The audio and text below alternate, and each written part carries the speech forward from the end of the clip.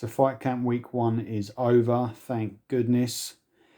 I'm not really going to get too much into obviously the new team, like the new presenter, commentary, production, etc. because I could be here all day. That's another video potentially after we're done with Fight Camp.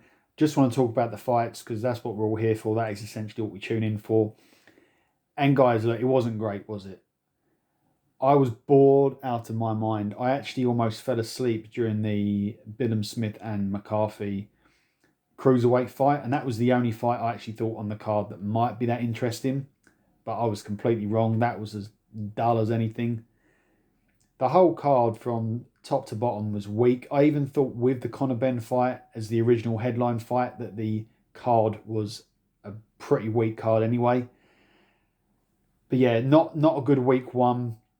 A lot of people online saying that this fight here between Zucan and Lee Wood saved the show. I don't think it did, and as pleased as I am for Lee Wood winning the fight, let's just get it straight, guys. He is not a world champion. The WBA regular belt is not a legitimate world title belt. And I know what you're going to say. Oh, but Leo Santa Cruz, he's not fought for 2 years and he got beaten up by Tank. Yeah, guys, look, not my problem. It's the WBA's problem. They either shouldn't have 2 belts to begin with, which is the main issue, or Santa Cruz should have been stripped and Lee Wood should have been fighting on Saturday night for the super belt. Now, whether the WBA just promote him to super champ in the future, unlikely, given how the super champ status works within the WBA. But whatever way you want to dress it up, he's not a world champion. I'm pleased for him, but he's not a world champion, all right? Let's just draw a line in it. Now, if you thought week 1 was bad on Saturday night, then unfortunately week 2 is not getting any better, I'm afraid, my friends.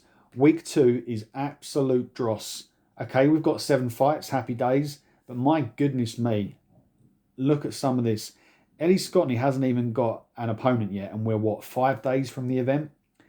Who else we've got? We've got Ebony Bridges. She's the Australian chick that got beaten up by Shannon Courtney a few months ago. She's fighting Bet Conley. That's basically a glorified dinner lady there, that fight.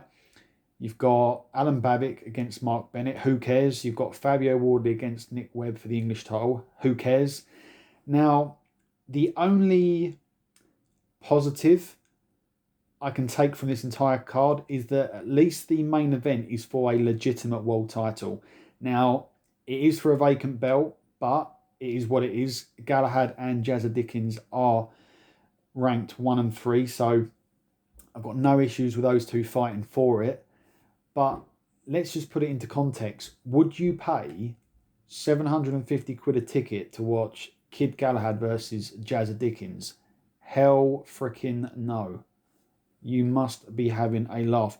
This is again complete and utter trash. This is again, I mean, I don't even think we're going to get anything much better on week 3, to be honest, but I'll check in on week 3 maybe early on next week, because these fights just seem to be changing day by day with this pandemic still devastating some of these boxing cards. It's just absolutely shocking. So, I don't know, guys. I'm just looking at this going, this is no better than what Eddie Hearn was putting out on Sky, is it? This is no better at all. The only thing that has changed is that Matchroom are doing the production. I would even go as far as to say that I think the matchmaking and these undercards have got worse since Matchroom left Sky. If I'm Sky, I'm looking at this going, cool, we definitely made the right move. I mean, look, guys, I don't want DAZN to fail, but you've got to say it how it is. This is horrendous matchmaking. These cards just are not strong enough. The only argument you could, or counter argument you could say right now, is that technically you are still getting value for money in the sense of DAZN is still only $1.99 a month. I think that is what Hearn will say if he gets any criticism regarding last Saturday's fight. He will just turn around and say, oh, it's only $1.99 a month. But as we all know, it's only a matter of time before the subscription amount goes up. And when it does, people will bail because you're not going to pay to watch this garbage. It is trash. The crowd was flat. I only saw maybe, I don't even think there was 300 people in attendance. I think most of them must have been employees because the atmosphere was so dull. If there's one thing that could have made this more watchable, is the crowd getting into it.